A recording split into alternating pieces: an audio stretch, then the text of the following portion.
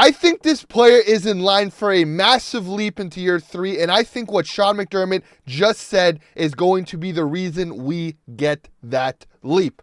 Hello, everybody. Welcome to Bills Digest. I'm your host, Anthony Senicar, and it is off-season time, so you know what that means. Tons of trade rumors, tons of draft coverage, tons of free agency signings, and we got you guys all covered right here at Bills Digest. There's only one issue with that.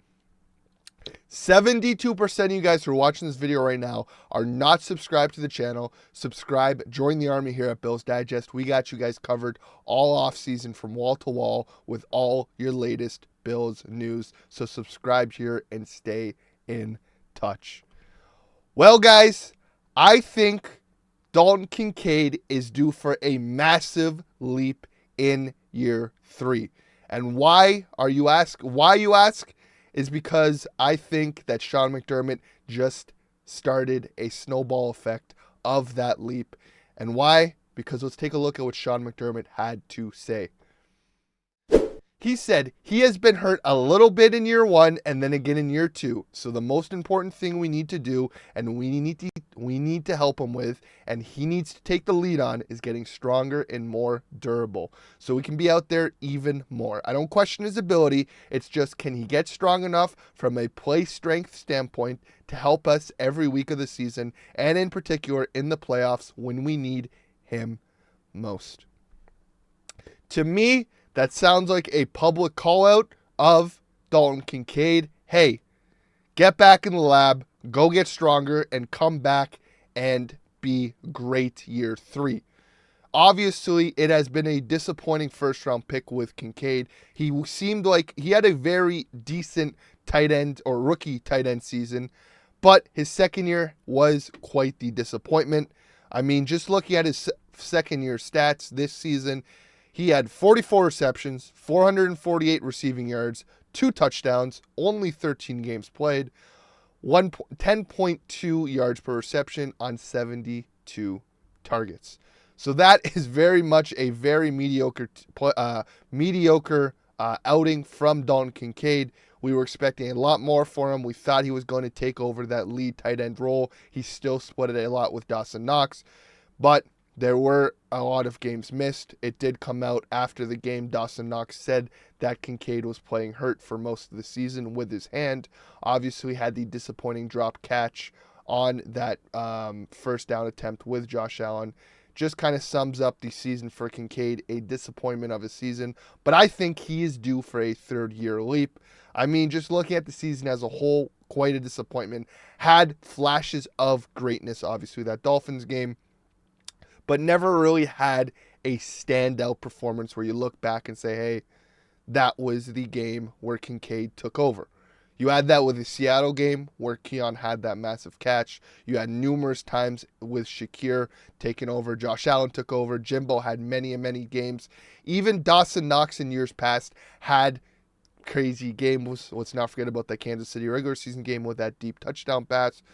Again, everybody has a moment. Dalton Kincaid has not had that moment, but I think he's due for it. And why do I think that third-year leap is due for it? Because there's always talk of tight ends take 3 to 4 years to really get into the groove in the NFL. You're going to have anomalies like that of a Sam Laporta in his first year, and again, Brock Bowers his first year. But in most instances, you're going to have a player or a tight end take a massive third-year leap.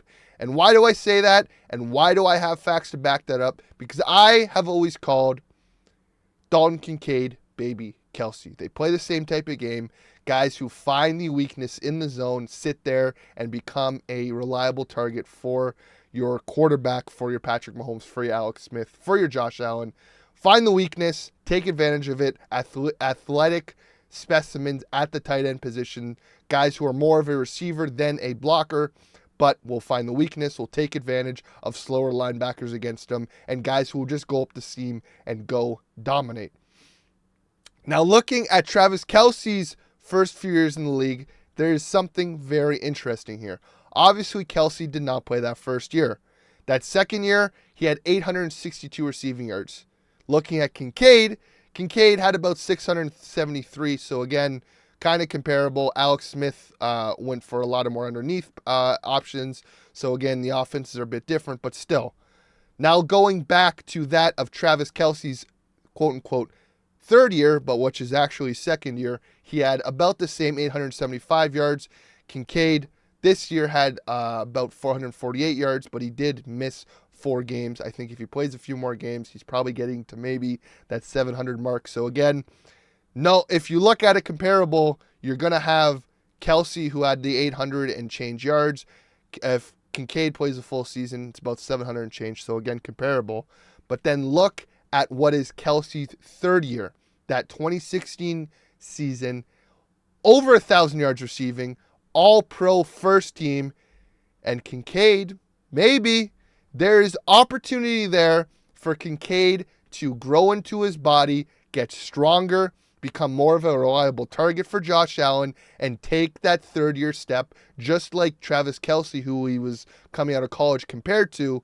Maybe the third year is where it all comes together. There were flashes of great plays, great catches, and I think that third-year step is what is due for Kincaid. I think this comment with Sean McDermott was a calculated call-out, letting the media know, using the media as a mouthpiece to let Kincaid know, hey, get in the lab this offseason, go get stronger, go get some reps in with Josh, go understand this offense, go work with Joe Brady and Josh and find your sweet spot in this offense and go become dominant.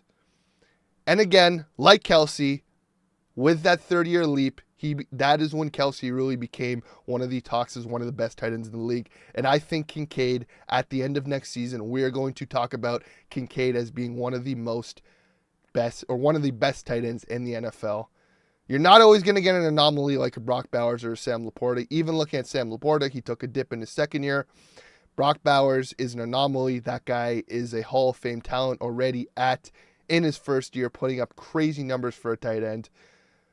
But I think we got a Hall of Fame talent potentially on our hands with Dalton Kincaid. I still believe in him. I still think he's going to be one of the best tight ends in the league. And I think this third-year leap is what happens with most tight ends. And I think there's perfect examples of it happening. And I think it's going to happen with Dalton Kincaid. But let me know your thoughts below, guys. Do you guys think that Kincaid makes that third-year leap? Or do you think at the end of next season we're going to come back here talking about maybe the Bills took a swing and a miss on Dalton Kincaid like they did with Kaiir Elam? Or do you think they're going to hit on that first-round pick? Let me know your thoughts below, guys. What do you guys think that's going to happen? I personally think Kincaid's going to make the leap, and we are going to be looking back at these first 2 seasons as learning curves for Kincaid. But as always, guys, please like and subscribe. We got you guys covered here at Bills Digest for all your latest Bills offseason news. We just got over 100 subscribers. We are on the road to 200 now, so every little bit helps. As always, guys, please like and subscribe. Stay in touch here, and go Bills.